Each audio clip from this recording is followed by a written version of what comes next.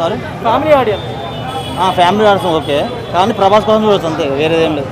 మూవీలో మ్యూజిక్ బీజం అక్కడ బాగుంది, బీజం బాగుంది.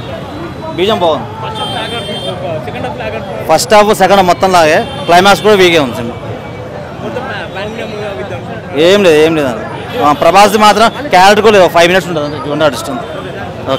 మళ్ళీ మాకు ప్రభాస్ గారు భక్త కన్నప్ప మాకు రైట్స్ ఉన్నాయి అనుకుని మేము అనుకుంటున్నాము. భక్త కన్నప్ప మళ్ళీ ప్రభాస్ గారు తీయాలని మళ్ళీ మేము కోరుకుంటున్నాము.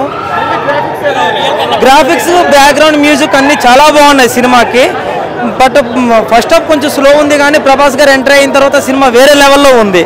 ఫస్ట్ హాఫ్ అనేది కొంచెం గ్రాఫిక్గా, బ్యాక్గ్రౌండ్, మ్యూజిక్గా అన్నీ బాగానే ఉన్నాయి. కాకపోతే కొంచెం స్టోరీ పరంగా డైరెక్టర్ కొంచెం మిస్టేక్ చేసినట్టుగా అనిపించింది. స్లో ఉంటుంది మూవీ ఫస్ట్ హాఫ్.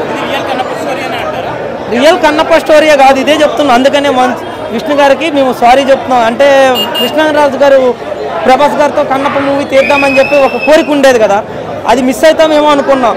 లేదు, మా కోరికను అట్లనే ఉంది. ఎప్పటికైనా సరే భక్త కన్నప్ప అనేది ప్రభాస్ గారితో మళ్ళీ చూద్దామని మేము అనుకుంటున్నాం. ఈ సినిమాలు అన్నీ కొన్ని కల్పిత స్టోరీలు, బట్ బాగానే ఉంది.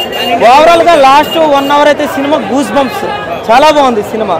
కాకపోతే ట్రోల్స్ చేస్తున్నారు కదా విష్ణు గారి మీద, ఈ సినిమాతో ఆయన మీద కూడా ట్రోల్స్ కూడా తగ్గిస్తారు. ఎందుకంటే ఆయన యాక్టింగ్ కూడా చాలా బాగుంది, చాలా మెచ్యూరిటీగా ఉంది. అందరూ ఇండియాలో స్టార్స్ అందరూ ఈ సినిమాలో ఉన్నారు, అందరూ యాక్టింగ్ కూడా బాగుంది.